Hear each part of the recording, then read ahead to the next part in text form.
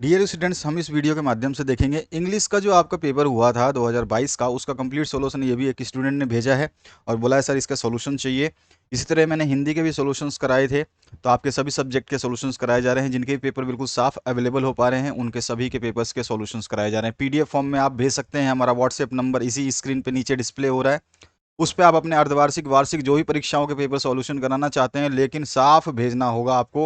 एक एक फोटो साफ खींचे, पीडीएफ बनाएं और उसको भेज दें। पहला क्वेश्चन जो है सेक्शन ए की बात करें। I never saw him look so tall mister M Hamel, है ना, टॉल एम हेमल। तो यहाँ पे कौन सा आएगा, आपको थोड़ा सा ध्यान देना होगा चैप्टर को, और चैप्टर को जैसे ही ध्यान दोगे तो आपको इसका आंसर याद आ जाएगा कि वो आंसर बोल रहे हैं इसमें कि एम हेमल। यहाँ पे क्या आ जाएगा, सीम्ड वेरी कॉन्फिडेंट। तो यहाँ पे आंसर क्या हो जाएगा, सी ऑप्शन जो है आपका करेक्ट हो जाएगा। ये ऑप्शन इसमें करेक्ट भरना था आपको, सी वाला जो ऑप्शन है ये करेक्ट हो जाएगा।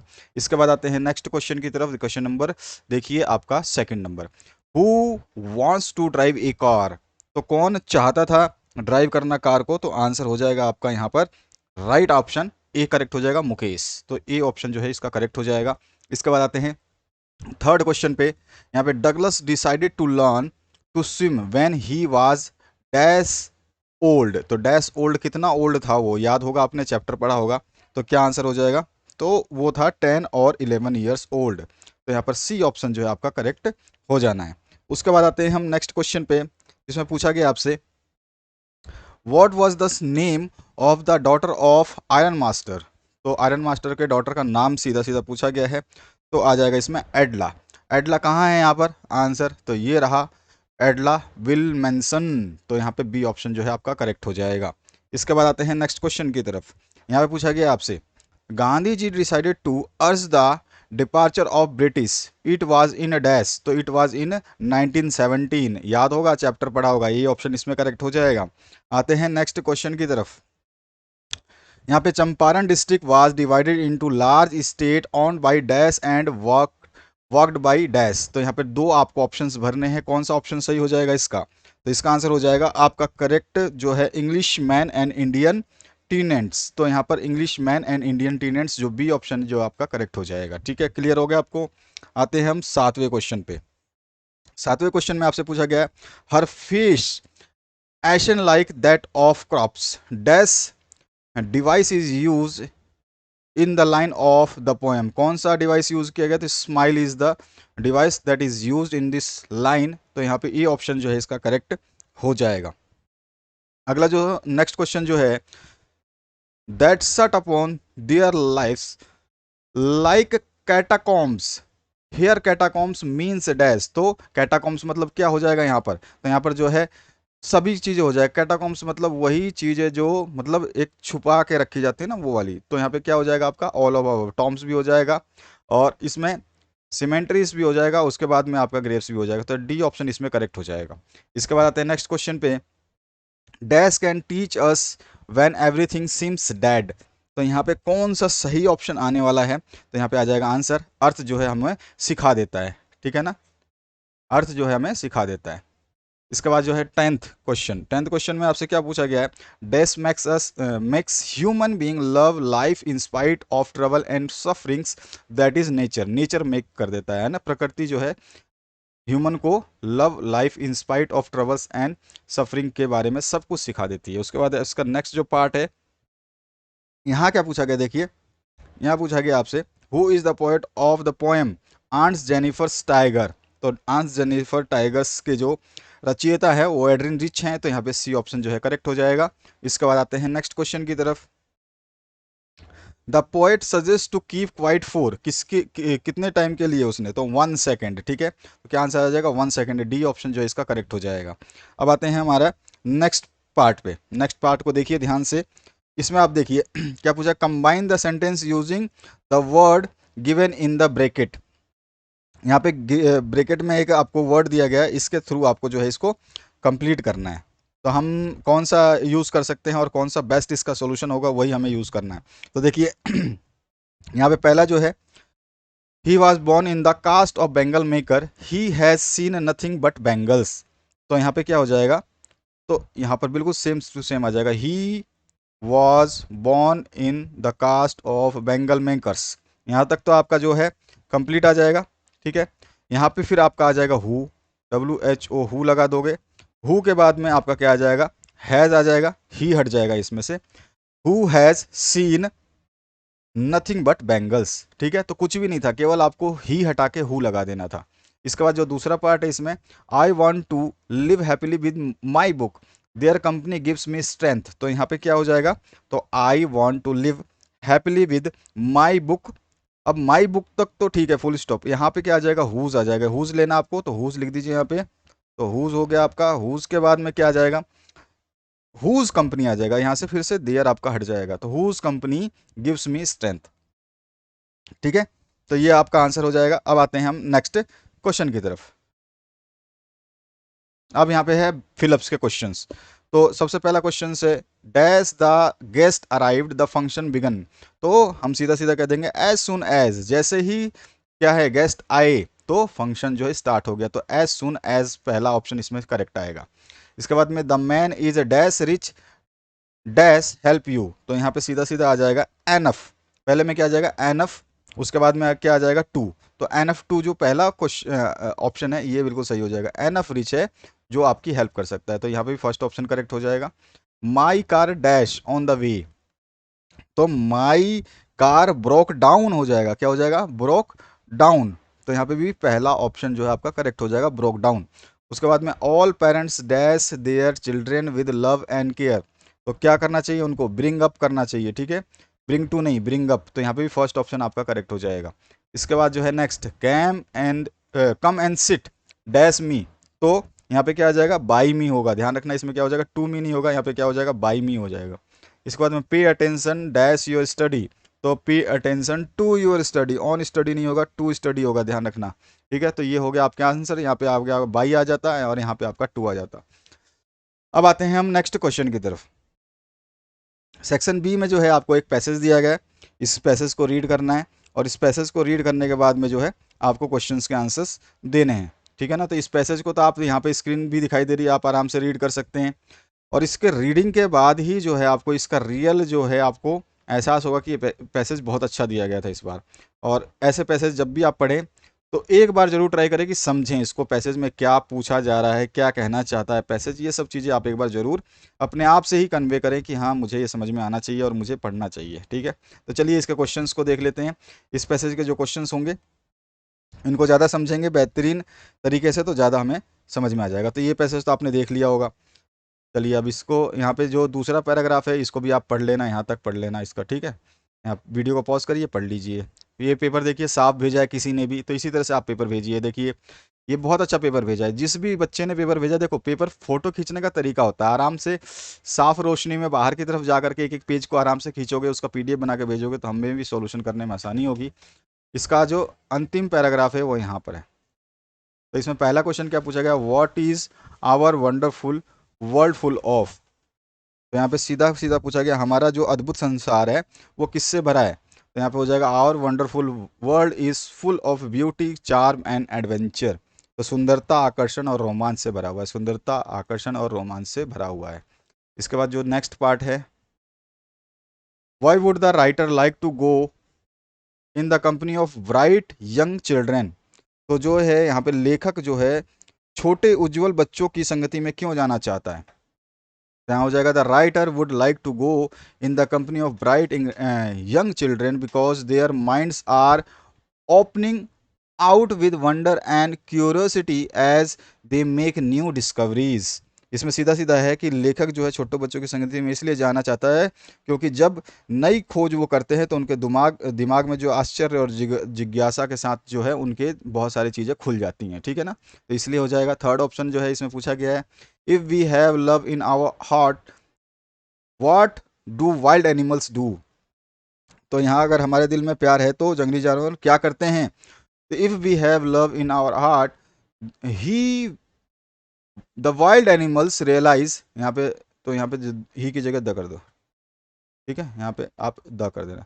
The wild animals realize that the man is an friend and they do not mind them, ठीक है ना।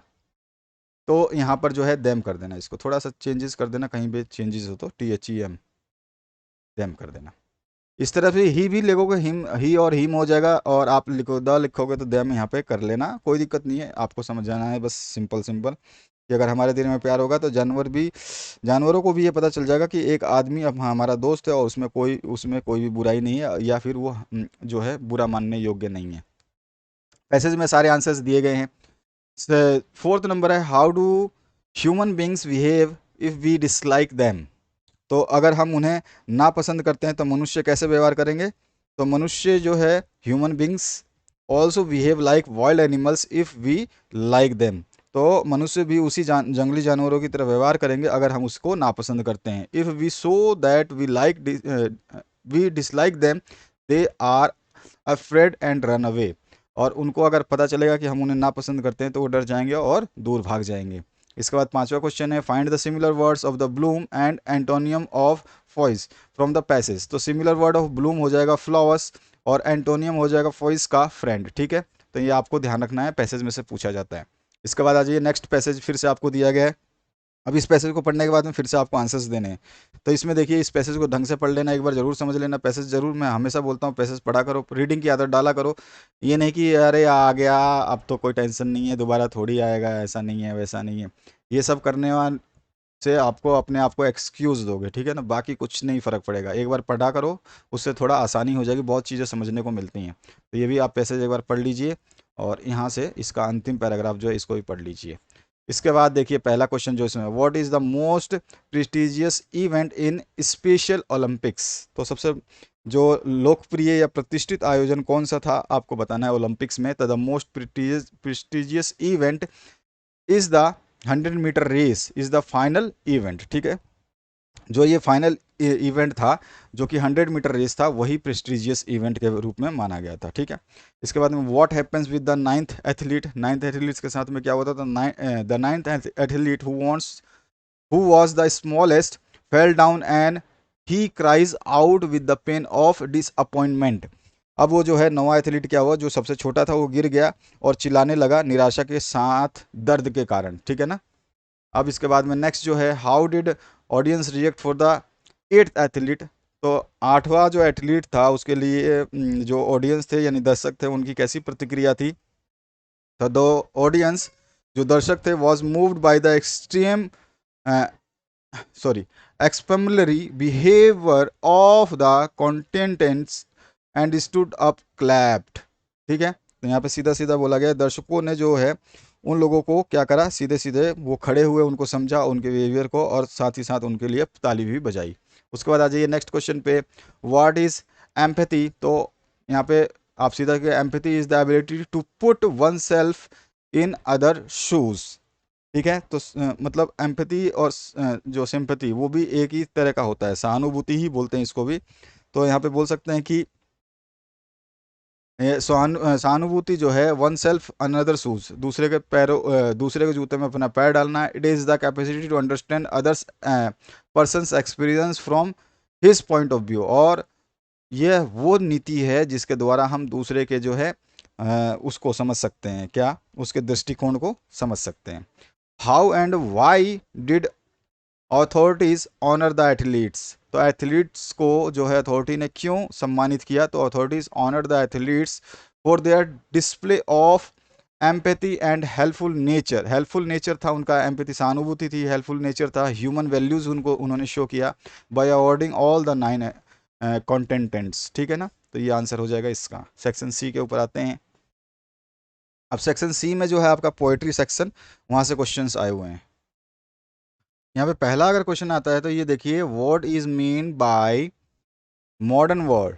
थर्ड लेवल से ये क्वेश्चन है, आपको बताना है कि जो मॉडर्न वर्ल्ड यानी कि आधुनिक दुनिया से क्या तात्पर्य है। तीसरा स्तर की जो चैप्टर है उससे पूछा गया था, modern world is full of insecurity, fear, war, worry and all the rest of it. यानी सीधा सीधा बोला गया, जो आधुनिक दुनिया है असुरक्षा, भय, युद्ध और चिंताओं से जो है ये पूरी तरह से भरी हुई है, और इसके अलावा जो भी फालतू चीज़ें हैं उनसे भरी हुई है। सातवां जो क्वेश्चन है, छठा देख लिया, सातवां क्वेश्चन है, why does the name tiger king justify in the story. तो ये जो नाम है टाइगर किंग, कहानी में द टाइगर किंग नाम जो है, ये इसको औचित्य क्यों दिया गया है, इसी को क्यों जस्टिफाई किया गया है। तो the tiger, the king of Pratibandapuram killed 99 tiger after astrologers prediction, hence the title Tiger King is justified। Simple सी बात है कि जो प्रतिबिंब का किंग था प्रतिबंपुरम का, उसने 99 टाइगर्स को मारा था जब एस्ट्रोलॉजर यानी ज्योतिष ने जो है भविष्यवाणी की थी, इसीलिए जो है टाइगर किंग जो है ये टाइटल जस्टिफाइड होता है। इसके बाद है 8वां question, what was the chief concern of Sadao's father. तो यहाँ पे सदाव के पिता का मुख्य चिंता क्या थी ये आपको बताना है। तो the chief concern of the सदाव father was his only son's education. ठीक है, सन के अपने बेटे के एजुकेशन की जो है मेन चिंता थी। नवा जो है, what does Mr Lamb do all the day. तो ऑल डे यानी कि पूरे दिन जो है मिस्टर लैम क्या करते थे। तो mister Lamb sits in the sun, वो सूर्य की रोशनी में बैठते थे और रीड बुक्स ऑल डे, और पूरे दिन वो किताब पढ़ा करते थे। इसके बाद आ जाइए नेक्स्ट क्वेश्चन पे, what was the meaning of third bell. तो यहाँ पे आपको बताना है थर्ड बेल का जो है मीनिंग क्या है। मेमोरीज ऑफ चाइल्डहुड से क्वेश्चन पूछा जा रहा है। तो तीसरी घंटी का क्या तात्पर्य था। तो when third bell was tapped everyone picked up the fork and knifes and began eating. Third bell का मतलब ये था कि जैसे ही उसको बजाया जाता था तो सब लोग चाकू छुरी उठा करके, कांटा उठा करके जो है खाना शुरू कर देते थे। इसका बाद आ जाइए नेक्स्ट जो क्वेश्चन है 11th नंबर, उसकी बात करते हैं। 11th नंबर में आपसे पूछा क्या गया है, how did the drawing experience affect Douglas. Deep water से क्वेश्चन है। ड्राइंग इफेक्ट का मतलब समझ ही गए, डूबने के अनुभव से डगलस कैसे प्रभावित, मतलब डूबने का जो अनुभव उसको हुआ, अचानक से वो डूबने लग गया था, तो वो अनुभव उसको कैसे प्रभावित करता है ये पूछा गया था। Drawing experience affected Douglas drastically, बहुत मतलब बहुत बुरी तरह से प्रभावित किया, डूबने का जो है ना काफ़ी प्रभावित किया। He feared and avoided water whenever he could, और वो जो है वह डर गया और जब भी वो मतलब वो पानी को देखता था तो उससे परहेज करता था। He couldn't enjoy the water of the cascades, his fear of water handicapped him so much that he couldn't enjoy fishing, swimming, boating और कैनोइंग। तो ये सारी चीज़ें वो नहीं कर पाया है ना। ध्यान रखें कि जब भी उसको मतलब ऐसा हुआ था तो वो जो है फिशिंग भी नहीं कर पाता था, स्विमिंग वगैरह, बोटिंग वगैरह, कोई भी इंजॉयमेंट वाला काम जो है नहीं कर सकता था। एक तरह से वो उसका डर की वजह से वो अपाहिज अपने आप को महसूस करने लग गया था। ठीक है, यही चीज़ इसमें लिखी गई है। इसके बाद आ जाइए नेक्स्ट क्वेश्चन पे, why did peddler sign himself as captain von स्थाले।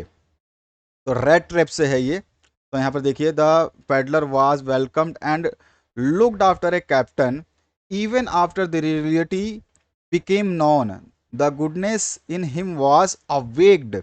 The peddler got a chance to redeem himself from dishonest way by acting as an honorable captain and alone of his signs.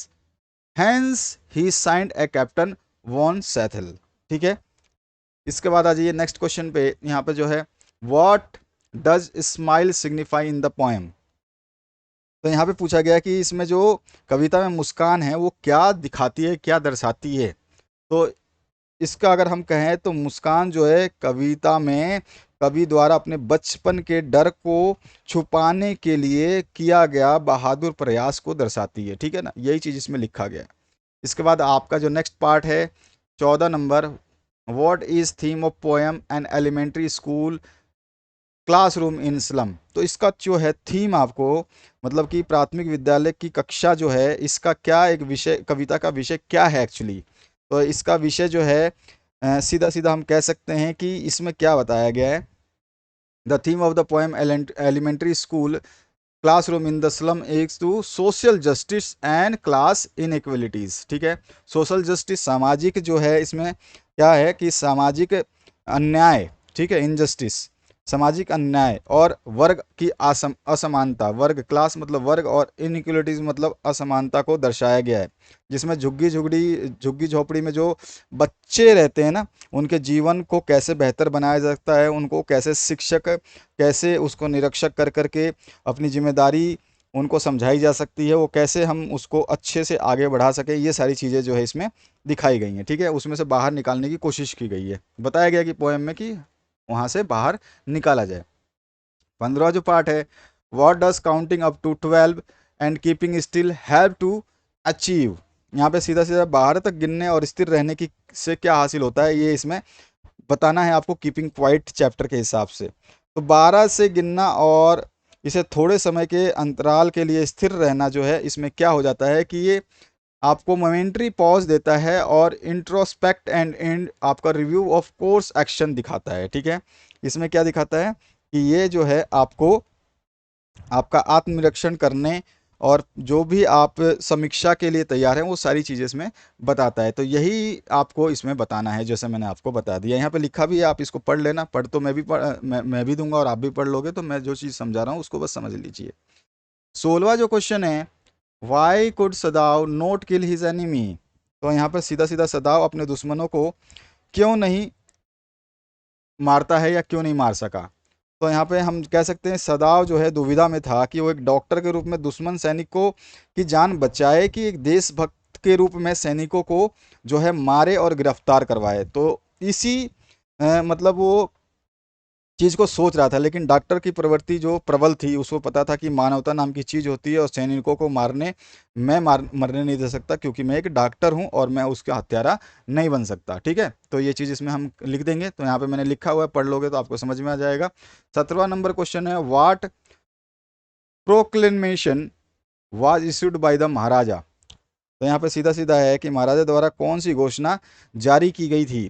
तो महाराजा जो है प्रतिनबदनपुरम के जो है, इसने क्या करा था कि किल 100 टाइगर्स के लिए जो है उसने 100 बाघों को मारने की जो है कसम खाई थी। वॉव्ड किया था कि वो 100 टाइगर्स को मारेगा। ठीक है, ही वेंड, उसने क्या करा, बैन कर दिया था tiger hunting aspect of himself, मतलब खुद के अलावा कोई बाघ को ना मारे, इसको भी उसने बैन कर दिया था। इशू, उसने proclamation that if anyone dare to firing a stone at the tiger, और उसने एक और भी घोषणा कर दी थी कि अगर कोई भी किसी बाघ के ऊपर जो है पत्थर भी फेंकने की हिम्मत करता है तो उसकी संपत्ति को पूरी तरह से, उसकी प्रॉपर्टी को जो है जब्त कर लिया जाए। तो उसने केवल अपने आप को अधिकार दिया था। इसके बाद 18वां नंबर जो क्वेश्चन है, handsome is and handsome does explain the reference. तो आपको बताना है सुंदरता उतनी ही सुंदर होती है, इसकी क्या व्याख्या हो सकती है, आपको ये बताना है। तो यहाँ पे देखिए, तो handsome is a handsome does Derry give importance to his burn ugly face, mister Lamb tells that outer experience is not important, यानी कि आउटर एक्सपीरियंस जो है वो ज़्यादा प्रभावी नहीं है, इनर ब्यूटी ज़्यादा प्रभावी होती है। मैंस का एटीट्यूड और उसका बिहेवियर ही उसके उस पर्सन को जो हैंडसम बनाते हैं। ठीक है, ये चीज़ इसमें बताई गई है। आ जाइए नेक्स्ट क्वेश्चन पे। अब यहाँ पे जो क्वेश्चंस आए हुए हैं, इसमें देखिए क्या बोला जा रहा है कि आपको जो है 60 से कितने शब्दों में, 80 शब्दों में लगभग लगभग उत्तर देना है। जरूरी नहीं है कि मतलब आप जो एग्जामिनर बोल रहा है 60 के 60 ही लिखो, 70 के 70 लिखो। अगर उस क्वेश्चन का ज़्यादा बड़ा आंसर नहीं बनता है तो आप उतना ही लिखें जिसमें वो सेटिस्फाई हो सकता है। तो it is his karma, his destiny, who said this and why. तो यह उसका अपना कर्म है, वह यह उसकी नियति है, किसने कहा और क्यों कहा, यह आपको बताना है। तो ये तो आपको पता ही है कि उसकी दादी ने कहा था। ठीक है ना, और उसने ये क्यों कहा था, क्योंकि ईश्वर जो है वो प्रदत्त जो है एक वंश चलाता है और उसको कोई भी नहीं तोड़ सकता है। ठीक है ना, इसी वजह से ये कहा गया था। बाकी हम इसमें एक दो लाइनें जो है उसके पार्ट के आधार पर जरूर इंक्लूड करेंगे, जो मैंने इसमें इंक्लूड किया। तो आप इसको जरूर पढ़ लें, थोड़ा सा आप आगे पीछे अपने लैंग्वेज में लिख सकते हैं, कभी भी नंबर नहीं कटते हैं, याद रखना। एग्जामिनर्स के लिए मैं वीडियो बना दूंगा, एग्जामिनर्स क्या देखते हैं, क्या सोच के चेक करते हैं, मैं जब कॉपी चेक करता हूं तो मैं क्या सोच समझ के करता हूं, तो वो सारी चीज़ें मैं आपको डिस्क्राइब कर दूंगा। इसके और पार्ट में आया था, what was the long term contract. ठीक है, इसमें इंडिगो से ये इसमें पूछा गया दीर्घकालीन अनुबंध जो कॉन्ट्रैक्ट था वो क्या था। तो आपको पता ही है कि चंपारण के जो किसान थे वो बटाईदार थे, और उन्होंने कष्टकार जो होते काश्तकार, उनको जो है अपनी ज़मीन जो है क्या है, जमीन के ऊपर जो उसका लगता था, had work as a tenants on their own land, मतलब वो काश्तकार के रूप में जो है वो काम करते थे अपनी ही ज़मीन पे, वो काश्तकार के रूप में वो काम करते थे। और किसानों को जो है 15% भूमि पर नील की खेती करनी आवश्यक थी, और नील की फसल जो है वो अंग्रेज को लगान के रूप में उनको देनी पड़ती थी। यही एक कालीन जो अनुबंध बनाया गया था उस समय। तो यही पूछा है क्वेश्चन में। इसके बाद 20वां क्वेश्चन है, how did Douglas overcome his fear of water. तो डगलस जो है अपने पानी के डर से कैसे बाहर निकल पाया, काबू कर पाया, ये बताना है। तो वैन डगलस ग्रेव अप, जब वो बड़ा हुआ तो उसने सीखने के लिए जो है प्रशिक्षक की मदद ली।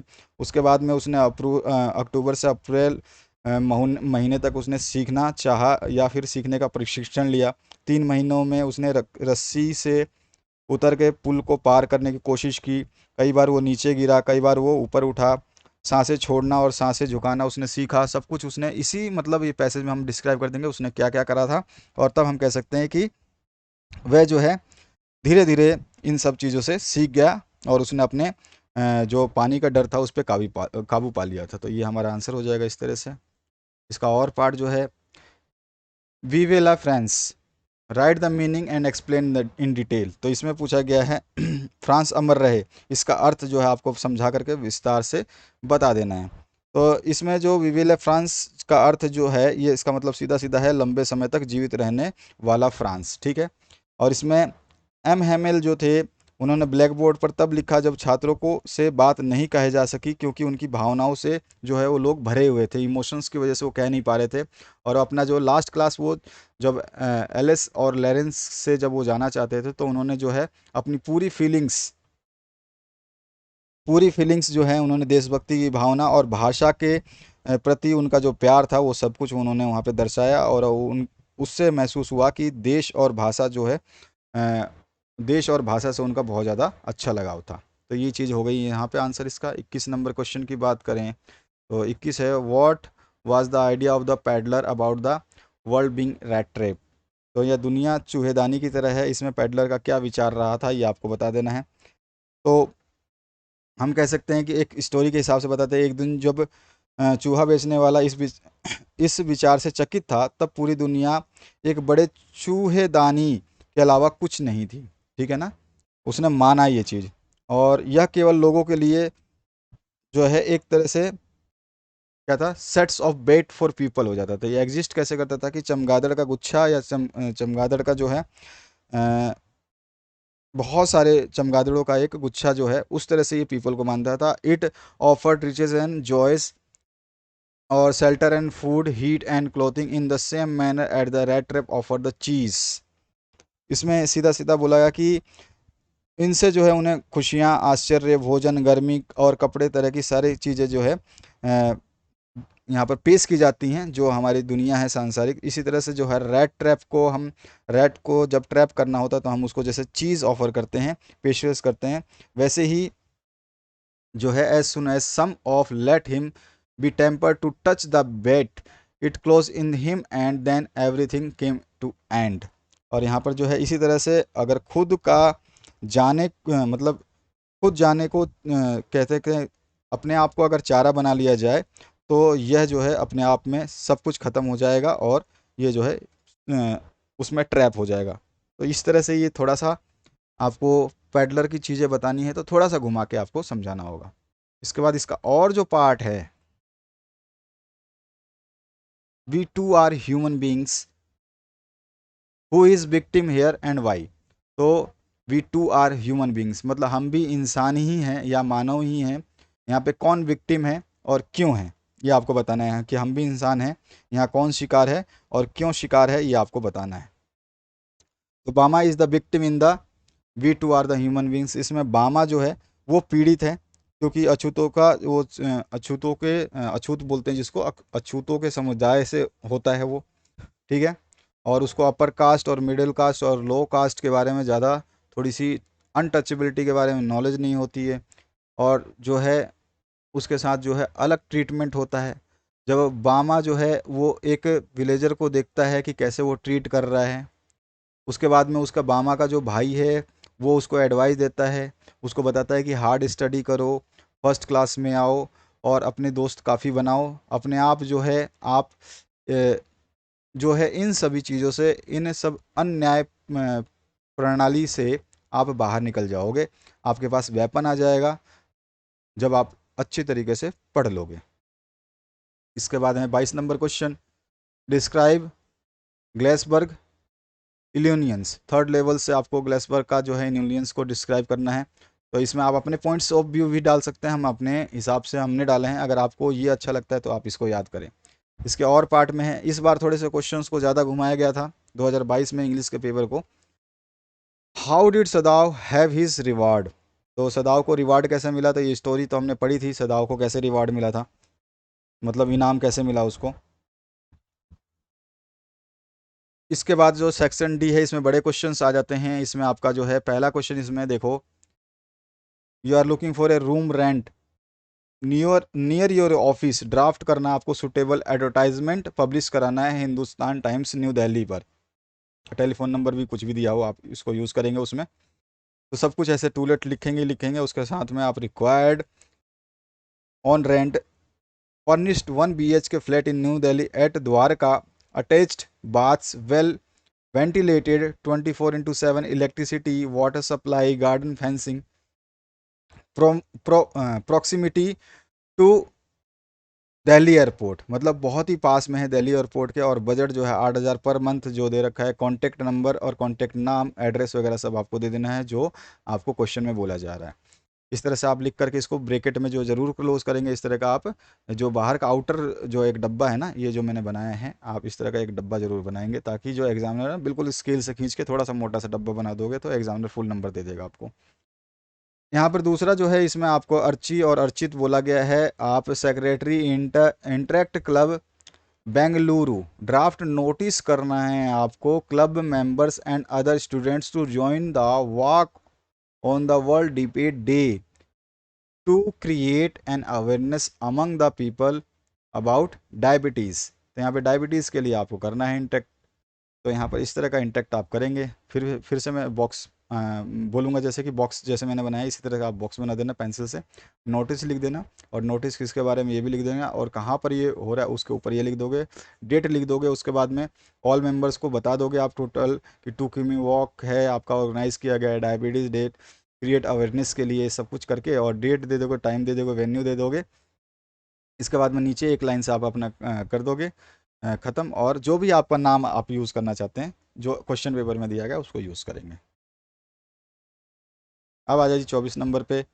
24 नंबर जो क्वेश्चन है इसमें आपका, यू आर सिद्ध और Siddhi government senior secondary school Jaipur eco club of your school is going to plant 300 plants जो है आपको प्लांट करने हैं योर स्कूल एरिया के पास में, help of dignitaries and students. ठीक है, इन दोनों के हेल्प से करना है। राइट ए रिपोर्ट, रिपोर्ट आपको सीधा सीधा सबमिट करना है। गो ग्रीन प्लांट ट्रीज जो है, इस तरह से आप हेडिंग डालेंगे। कौन जो है ये आपको दिया गया है ऊपर, या तो सिद्धि हो या सिड हो, तो सिद्धि ने लिखा है तो सिद्धि लिख दो, और सिड ने लिखा है तो सिड लिख दो। उसके बाद में अपनी मर्जी से जो है इसको लाइन टू लाइन जो है एक्सप्लेन करोगे, और जो मैंने यहाँ पे एक्सप्लेन किया है इसी तरह से आपको करना है। थोड़ा सा चेंजेस कर सकते हैं आप अपनी मर्जी से, बहुत सारे वर्ड्स भी यूज़ कर सकते हैं, चेंजेस कर सकते हैं, जगह भी चेंज कर सकते हैं। ठीक है, तो इस तरह से आपका कंप्लीट हो जाएगा। इसके और पार्ट में आया था, यहाँ पे ट्रांसलेट करना था, एक इंग्लिश का पैराग्राफ दिया था छोटा सा। इस पैराग्राफ को पढ़ते ही आसानी से आप ट्रांसलेट कर दोगे। तो यहाँ पे जो है इसको मैंने हिंदी में यहाँ पे ट्रांसलेट किया हुआ है, आप हिंदी में इसको पढ़ सकते हैं और ट्रांसलेशन समझ सकते हैं। ये इसका इंग्लिश वर्जन है और इसका ये हिंदी जो है ट्रांसलेशन हमें करना था, और इसमें आपको मार्क्स मिलने थे। ठीक है ना, उतने ही मार्क्स मिलने थे जितना इसमें मिलना था इस क्वेश्चन में, यानी कि 4 नंबर आपको चाहिए। तो या तो आप ये रिपोर्ट लिखें या फिर आपको 4 नंबर के लिए ये ट्रांसलेशन करना था। बहुत ही सिंपल सा ट्रांसलेशन है। इसके बाद 25 नंबर जो क्वेश्चन है इसमें, application for the post of graduate teacher in English. ठीक है, chairman of Vivekananda senior secondary school Udaipur का जो है ये एडवर्टाइजमेंट है, और वहाँ पर जो है आपको डिटेल रिज्यूम दे करके आपको लेटर लिखना है। ठीक है, application for the post of graduate teacher English के लिए। तो देखिए यहाँ पर तो सबसे पहले जो आपको एड्रेस दिया गया है उस एड्रेस को यूज़ करेंगे। ठीक है, तो यहाँ पे कोई भी, जैसे आपको उदयपुर का दिया है तो उदयपुर, जोधपुर दिया होता तो जोधपुर, आपको जगह नहीं दिया है तो जगह आप अपनी मर्ज़ी से कोई भी बना सकते हैं। ठीक है, और फिर उदयपुर डेट डाल दोगे, चेयरमैन को लिखना है, स्कूल का नाम लिख देना है जिस स्कूल के लिख रहे हो, एप्लीकेशन किस लिए लिख रहे हो ये सब्जेक्ट डाल दोगे। उसके बाद में आप पूरा का पूरा डिटेल बताओगे कि आपने वो कब विज्ञापन देखा था, किस लिए आप अप्लाई कर रहे हो। इस तरह से आप अपना एक्सपीरियंस बता करके पैराग्राफ ख़त्म करोगे, और उसके बाद में अपनी डिटेल जो है इन्फॉर्मेशन दे दोगे एक रिज्यूम के तौर पे, और फिर आप आराम से जो है इसको समाप्त कर दोगे। तो यहाँ पे देख लो, फुल नेम लिखना होता है, किसी का भी लिख लो, हस्बैंड और वाइफ नेम जो भी आपको लिखना है लिख सकते हैं। डेट ऑफ बर्थ है, मैरिटल स्टेटस, हस्बैंड की जगह फादर्स नेम भी आ सकता है। एजुकेशनल क्वालिफिकेशंस क्या क्या हो सकती हैं, एक जो इंग्लिश के टीचर के लिए वो आपको डालनी होती हैं। एक्सपीरियंस कहाँ तक आपने जो है जॉब वगैरह की है, कहीं की है तो वो बता देना है, सैलरी कितनी आप लेना चाहेंगे, और एजुकेशन, लैंग्वेजेस कौन कौन से आते हैं, परमानेंट एड्रेस क्या है, कांटेक्ट कैसे करेंगे, ईमेल एड्रेस क्या है, रेफरेंस कोई है तो आप डाल सकते हैं। तो इस तरह से ये सारी चीज़ें मैंने यहाँ पे डाली हुई हैं, इनको एक बार ज़रूर पढ़ लेना। पढ़ने के बाद ही आपको समझ में आ जाएगा कि रिज्यूम जो है कहीं भी कैसा भी बनाओ इस टाइप का ही रिज्यूम बनता है, सब कुछ सेम रहता है, केवल एजुकेशनल क्वालिफिकेशंस चेंज होगी। अगर आपसे इंग्लिश की जगह हिंदी टीचर पूछता है तो यहाँ पे हिंदी वगैरह चेंज हो जाता, या साइंस टीचर या कोई भी, बाकी सारी चीज़ें सेम रहती हैं, इसमें कोई भी चेंजेस नहीं होते हैं। इसके और पार्ट में जो है इमेजिन करना है आपको, अरुण हो, अंजलि हो, आप जो है नगीना बाग में रहते हो चित्तौड़गढ़ में, लेटर लिखना है एक एडिटर को, हिंदू जैसे हिंदुस्तान टाइम्स है, दैनिक भास्कर ऐसे हिंदू है, उसको अटेंशन देना है, general manager for the taking action for the poor maintenance of state transport buses, जो बसेस हैं उसका पूरा मेंटेनेंस हो रहा है, उसमें बैठने में सही नहीं है और बहुत ज़्यादा आवाज़ें आती हैं, बहुत सारे प्रॉब्लम्स हैं, वो हमें इसमें कर देना है। जो भी एड्रेस आप यूज़ करोगे, यहाँ से एड्रेस यूज़ करोगे, अगर यहाँ पे आपको एड्रेस नहीं दिया गया तो आप एड्रेस को अपनी मर्ज़ी से लिख सकते हो, लेकिन यहाँ चित्तौड़गढ़ का नाम है तो हम चित्तौड़गढ़ लिख लेंगे, साथ ही साथ में यहाँ पे नगीना बाग है तो नगीना बाग को भी लिख लेंगे, ठीक है। डेट वही डाल देंगे जो भी हमारा डेट है, उसके बाद में किसको लिखना है, एडिटर को लिखना है, हिंदू को, ठीक है, चित्तौड़गढ़ का है। सब्जेक्ट हम डाल देंगे पुअर मेंटेनेंस। उसके बाद में जो है आप जो भी इसमें आप अपनी मर्ज़ी से जितने भी चीज़ें पॉइंट इंक्लूड करना चाहते हैं उनको ऐड करेंगे इसमें, और जो से हमने ऐड किया है इसी तरह से आप भी ऐड कर सकते हैं, इसमें से आप चेंजेस कर सकते हैं, ये हमारी थॉट है, आपकी थॉट अलग हो सकती है, तो इन थॉट के हिसाब से जो आप अपना आंसर लिखेंगे। और उसके बाद में यहाँ पे आई है ये, ठीक है, ये आई है, इसको आई करें, आई देयर फोर है, वन नहीं है, आई है वो, और यहाँ पर फिर लिख करके आप कंप्लीट कर देंगे, जो भी आपको नाम दिया जाता है उसी को यूज़ करना है हमेशा आपको।